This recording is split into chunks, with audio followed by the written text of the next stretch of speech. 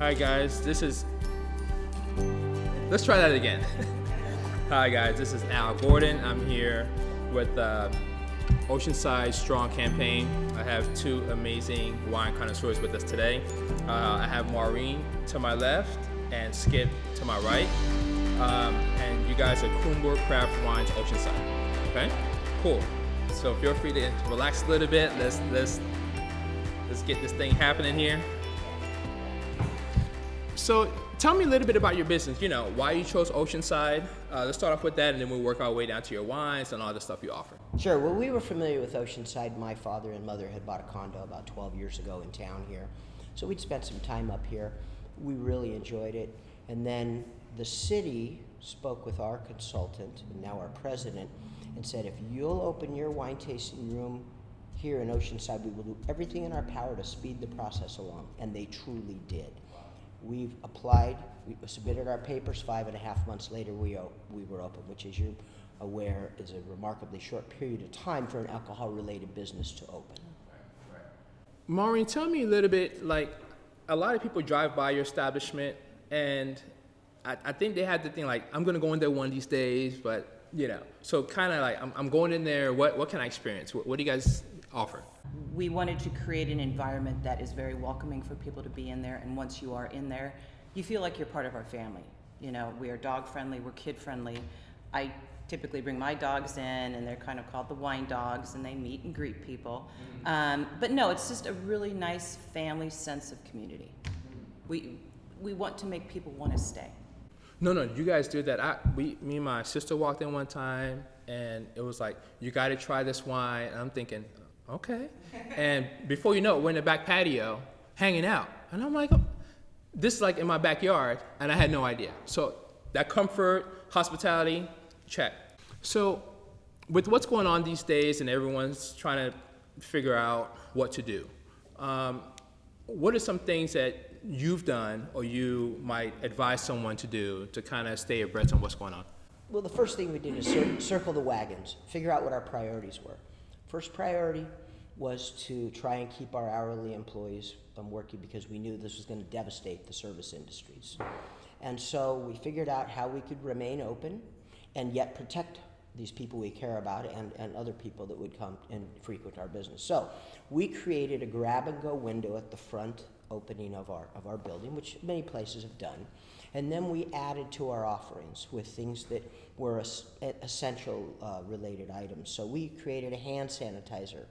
And I went to Walmart every morning at 7 when it opened and stood in line and bought my 1 or 2 bottles that they would allow of the isopropyl alcohol and aloe, a bunch of little 3-ounce bottles. And we created this hand sanitizer pursuant to the CDC guidelines. And we sold it at a very low price, $4 for a 3-ounce package. You can see the picture behind us here. And we also have a spray bottle. And then what we did is we said, look, I want you to give these to any person you see who comes by who doesn't appear that they would have the wherewithal. You might call them homeless, whatever you want to call that person. If they don't appear to have the wherewithal to purchase these items, give them one. And then we went to the police department, the Oceanside Police Department. They've been so good to us and said, hey, do you have hand sanitizer? And they said, no, we don't.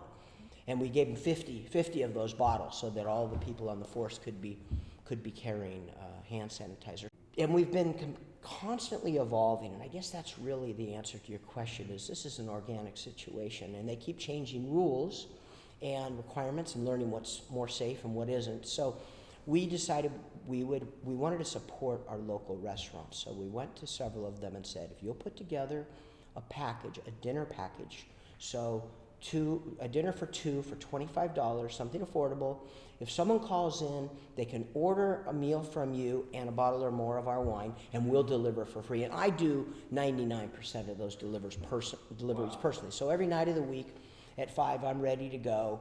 And they really like that, because most of the people ordering those things are members of we have 200 plus people in our wine club. That's our real tight community.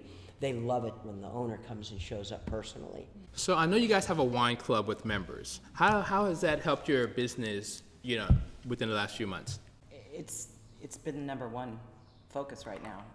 We have about 200 plus club members, and when all of this plan, came about, we shouted out, or shoot out, okay, We sent out an email to them. We sent out an email, I should say, to them, you know, hoping that they are well, just communicating them, just the two of us, and just really trying to instill how we want to keep our hourly employees together and with us, because we know that it's a huge hit on them. And they basically stepped in and have been buying at least a bottle a week.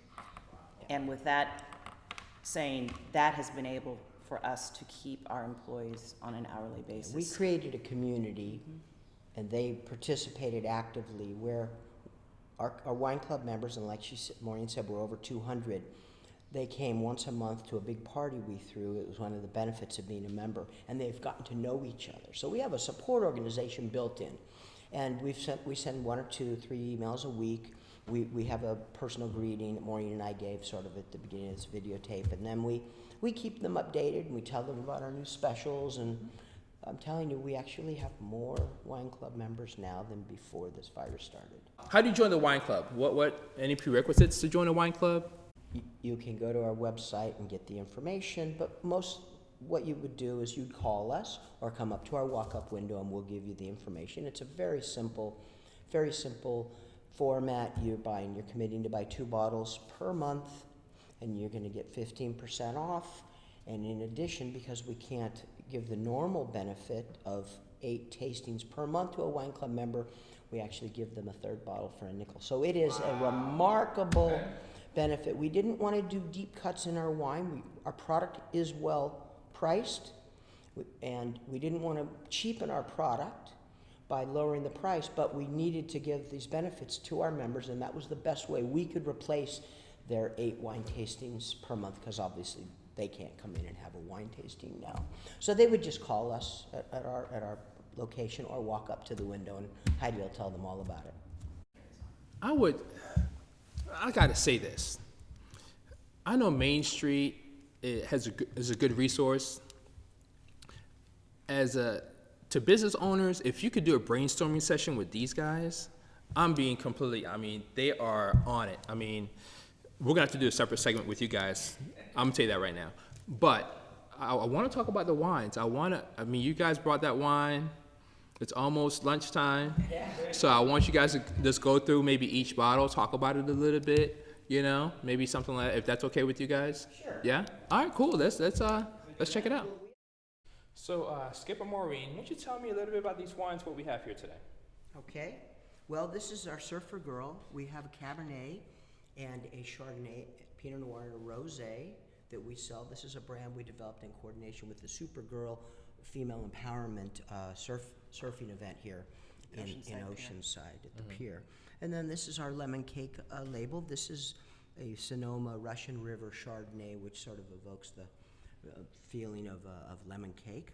And then these are part of our Coomber Family Ranch Wines brand, and we had that prior to opening the tasting room, and we probably have 25 different SKUs among Coomber Family Ranch Wines. So we generally have 5 Pinots, different categories, different brands, all the way up to this one here, which was rated 78, and is a Santa Rita Hills. It's rated 95.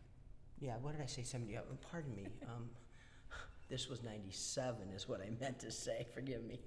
A lot going on. 97. This was rated 97, and it's one of the focal points. So when you say it rated 97, what's that number? So 97 on a 100-point scale. There are different people that rate wines. Our first rating ever for a wine was from Wine Enthusiast. It was a 95 for our Rutherford Cabernet Sauvignon. So we'll have 5 Pinots, 5 Cabs, 5 Chardonnays, and then we have a Muscat, we have a Riesling, a Pinot Grigio, we have a New Zealand Sauv Blanc, which is this. We have a red wine blend, a Zinfandel, and a Merlot. We also sell look at that. These Astro Packs, so these are to go. That's one bottle, people can come in, similar to a growler concept. Because we also have wines by the tap. Our So sustainability program We have a keg Okay. program, yeah. is kegged wines. Yeah, so we have a Chardonnay, a Pinot, and a Cab. So this is how customers are able to purchase it, obviously, because it doesn't come in a bottle to go.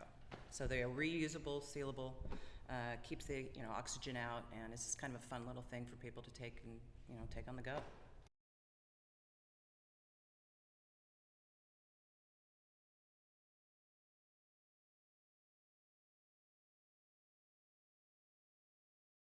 customers would be able to do is they would be able to call their order in, and they would deliver it to our wine tasting room to the customers. And since all of this pandemic has happened, we still have 2 restaurants that we are working with for this special $25 dinner for 2, and that is Rosewood Kitchen as well as Room to Lay Thai food. Okay. And Benito's is the third restaurant. Benito's is our 3rd restaurant Delivers. that delivers in the tasting room. Wow, that's cool. Yeah. Okay. And then we also have just some fun, typical merchandise. We've got some T-shirts, we've got sweatshirts. We're also busy at work right now preparing for when We are able to restaurants and wineries are able to open again. So we're redesigning our facility, taking all of that into account, and which methods we'll have to ensure the safety of our workers, our employees, and our customers that come in. And so we started off with a very, very high temperature dishwasher for the wine glasses. So that's not a problem, because this thing is 185 degrees. But we're just going to keep adding protocols and try and be a thought leader and develop some best practices for how to open a business like ours. Yeah. I think these guys need to have a course. Like, before you open a business in Oceanside, you need to sit down with them, and we'll figure that out. Well, thank you so much for your time. Absolutely. Skip and Maureen, and we're definitely gonna meet with these guys again, because I love what you guys are doing. Thank you Thank so you so much. much. We really appreciate I it. really appreciate you guys coming And down. a shout out to Oceanside.